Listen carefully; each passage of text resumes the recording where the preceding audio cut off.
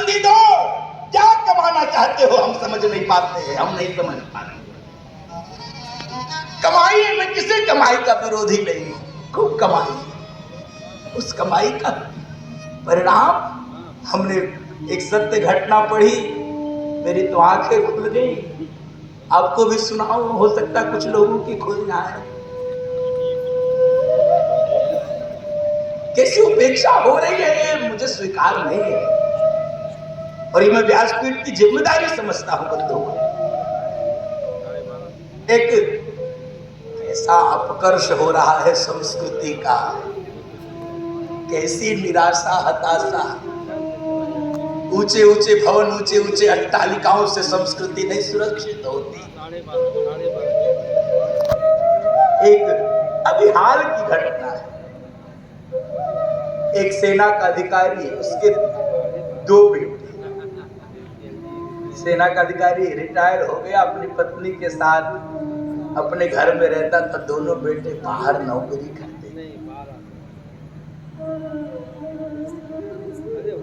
वो सेना के अधिकारी, उसकी पत्नी का निधन,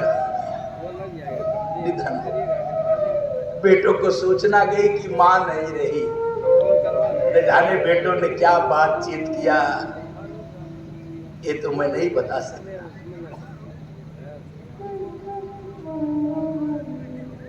छोटा बेटा आया अंतिम संस्कार में सम्मिलित होने के लिए।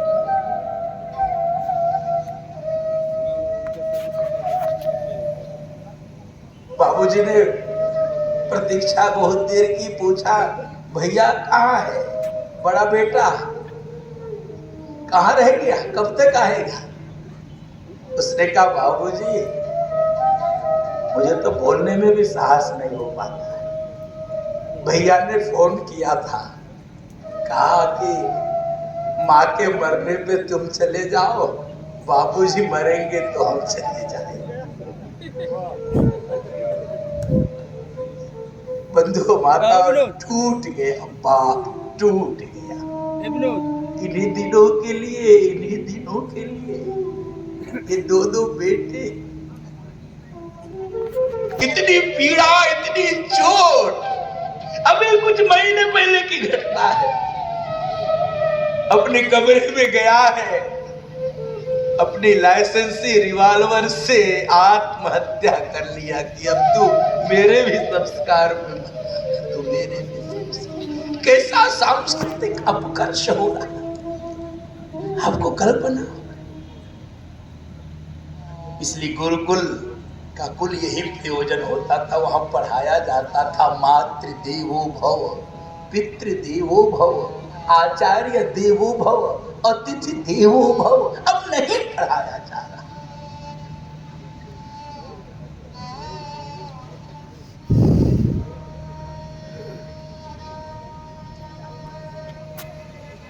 इन परंपराओं को यदि संरक्षित रखना है, सुरक्षित रखना है बंधुओं माताओं, तो मेरी व्यासपीठ प्रार्थना करती है कि हम सब जागरूक हो जाएं, चैतन्य हो जाएं। अभी भी बिगड़ा कुछ नहीं है। और मैं यदि बार बार इस बात को कहता हूं कि ये शक्ति, ये क्षमता केवल हम भारतवासियों में है, हम भारतवंशियों में है, और कहीं नहीं। पूरी दुनिया ये दम भर सकती है कि हम 21 बार इस दुनिया को तबाह कर सकते हैं, उड़ा सकते हैं, मिटा सकते हैं। ये दम भरने वाले दुनिया में अनेक सारे देश है, लेकिन कोई एक ऐसा देश नहीं है जो ये कह सकता है कि हम 21 बार दुनिया को बसा सकते हैं। वो केवल भारत कर सकता है, ये भारत की नियति है, और कोई देश दुनिया का नहीं कर सकता। ये भारत की नियति है, ये भारत की नियति है। हम नियति आपसे करा ले, इसलिए आपकी तैयारी चाहिए, आपकी तैयारी चाहिए।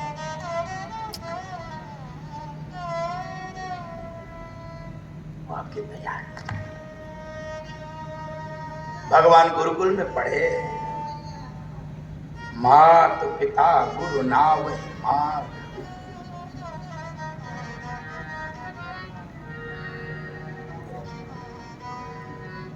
आशीर्वाद की 3 ही टोटी भगवान ने बनाई है, इसलिए माता पिता गुरु ना वही माथा। तीन ही टोटी आशीर्वाद की भगवान ने बनाई है बंधु माताओं। आशीर्वाद या तो माँ के चरण से, या पिता के चरण से, या गुरुदेव भगवान के चरणों से निकला करता है। इसीलिए माँ तो पिता गुरु ना वही माँ था। भगवान बड़े हुए और अब इतने बड़े हो गए, आगे के संकल्प को पूरा कराने के लिए विश्वामित्र जी को आना पड़ा।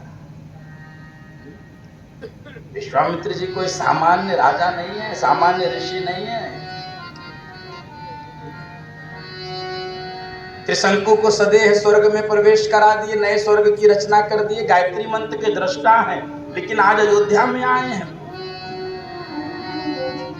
गाधी तनय मान चिंता व्यापी, गाधी तनय मान चिंता व्यापी, हरि दीनो मरहीना निशिचर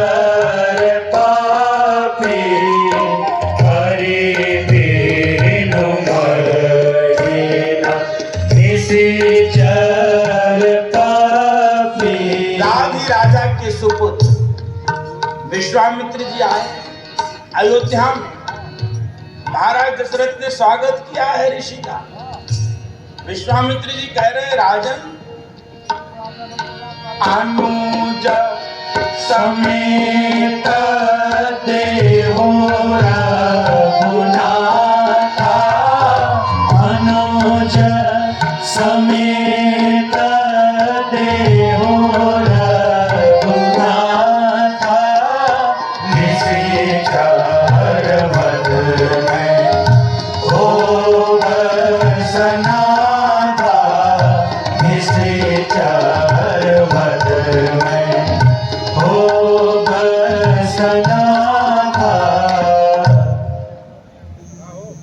निश्चर वध में हो समा। बंधु माताओं, विश्वामित्र जी का